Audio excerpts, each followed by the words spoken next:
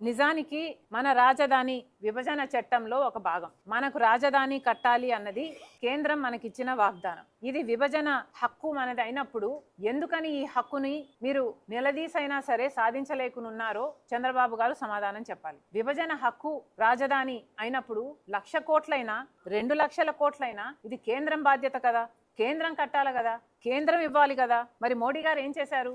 10 సంవత్సరాల కింద చెప్పారు, చెంబుడు నీళ్లు తెచ్చారు, తట్టడు మట్టి తెచ్చారు, శంకుస్థాపన చేశారు. 10 ఏళ్ల క్రితం మన మొఖాన మట్టి కొట్టిపోయారు. ఆ తర్వాత 10 సంవత్సరాలలో కేవలం 1,500 కోట్ల రూపాయలు మాత్రమే ఇచ్చారు. కానీ మాటలేమో మోడీ గారు ఢిల్లీని తలపించే రాజధాని కడతానని చెప్పారు.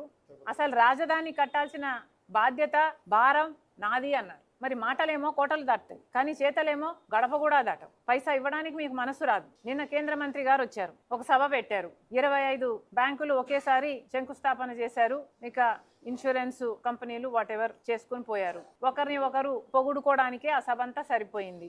వాళ్ళు శాలువాలు వేసుకోవడము, ఒకరికొకరు వాళ్ళు దండలు వేసుకోవడము, ఇదే సభ అంతా ఇదే జరిగింది. ఫైనాన్స్ మినిస్టర్గా మన రాష్ట్రానికి వచ్చారే, కనీసం మనకు రాజధాని విషయంలోనైనా సహాయం చేస్తాము అని ఒక్క మాట అయినా చెప్పగలిగారా? మరి దేనికి పొగిడారు? మనకు ప్రత్యేక హోదా ఇస్తున్నారని పొగుడుతున్నారా? లేక పోలవరం ఎత్తు 45 మీటర్లకు కాకుండా 41 మీటర్లకే కుదించినందుకు పొగుడుతున్నారా? విశాఖపట్నం స్టీల్స్ లో మన క్యాప్టివ్ మైన్స్ ఇవ్వకుండా దాని నష్టాల పాలు చేస్తున్నందుకు పొగుడుతున్నారా?